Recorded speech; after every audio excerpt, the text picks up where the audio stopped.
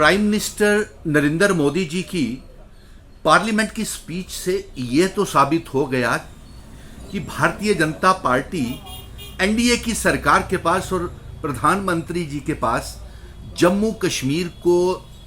और भारत के लोगों को देने के लिए कुछ नहीं है। आज भी प्रधानमंत्री की स्पीच के बाद जम्मू कश्मीर के लोगों को बेहद निराशा हुई है, क्योंकि प्रधानमंत्री जी आज भी 370 को भूले नहीं हैं। और अफसोस की बात है कि 370 सीटें जीतने का दावा करने वाली, 400 पार का दावा करने वाली इतनी शर्मनाक हार के बाद भी अभी तक समझी नहीं है। और जम्मू कश्मीर के लोगों की कहने लगे कि इतना वोटिंग टर्नओवर इसलिए हुआ है कि हमने 370 को हटाया है। नहीं साहब,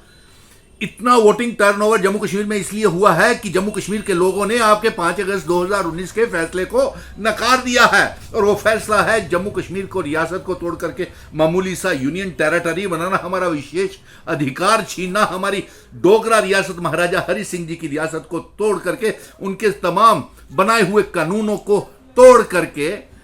आपने जो गुनाह किया है, इसको वो फैसला आपका मंजूर नहीं है। इसलिए पार्लियामेंट के चुनावों में आपकी वो जो दावा करते थे 370 सीटों का, वो आकर के 240 सीटों पे सिमट गया। और एक बात आपको और बता दें कि जम्मू कश्मीर में असेंबली के चुनावों में के बाद जम्मू कश्मीर की अगली सरकार नॉन बीजेपी, गैर बीजेपी सरकार होगी। नॉन बीजेपी मुख्यमंत्री होगा, गैर BJP chief minister Jammu Kashmir का होगा। यह आप note on record Bharatiya Janata party कर ले। और इसके साथ साथ तमाम रियासतों में जहां जहां चुनाव होने थे, हरियाणा, महाराष्ट्र, झारखंड, बिहार के चुनावों का जिक्र प्रधानमंत्री जी ने किया, लेकिन जम्मू कश्मीर में चुनाव जो 30 सितंबर से पहले जो जंग हम सुप्रीम कोर्ट से रियासत के दर्जे की वापसी और चुनाव करवाने की जंग जीत करके आए हैं, उसके ऊपर खामोश रहे कि जम्मू कश्मीर में चुनाव करवाए जाएंगे। उसके ऊपर पार्लियामेंट में प्रेसिडेंट ऑफ इंडिया के भाषण में भी जम्मू कश्मीर रियासत का दर्जे की वापसी का जिक्र और जम्मू कश्मीर में चुनाव कब करवाएंगे उसका जिक्र नहीं किया गया। और उसके ऊपर मोहर धन्यवाद प्रस्ताव में प्रधानमंत्री जी ने लगा करके कह दिया कि धन्यवाद, लेकिन जम्मू कश्मीर का रियासत के दर्जे की वापसी, जम्मू कश्मीर में असेंबली के चुनाव करवाने की ऐलान तक नहीं किया। इसलिए हम दावे के साथ कह सकते हैं कि जम्मू कश्मीर में अगली सरकार जो होगी वो नॉन बीजेपी सरकार होगी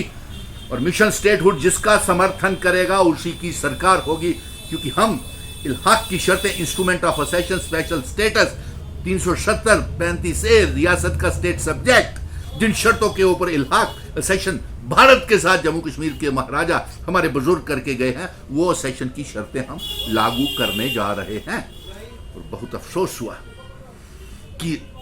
5 अगस्त 2019 के बाद ही, ये स्पेशल स्टेटस एब्रोगेशन के बाद ही, विशेष अधिकार का दर्जा छीनने के बाद, स्टेट सब्जेक्ट छीनने के बाद, महाराजा हरि सिंह जी की डोगरा रियासत को यूनियन टेरिटरी और बंटवारा करने के बाद ही जम्मू कश्मीर की बर्बादी शुरू हुई है। आप मंद बुद्धि ही बालक बोलते रहे, ना जाने किसको बोलते रहे, ना जाने कौन सी इमरजेंसी की बात कर रहे हैं आप लोग, ना जाने कौन सा दाव पेच खेलने की कोशिश कर रहे हैं। लेकिन 5 अगस्त 2019 के बाद तो हम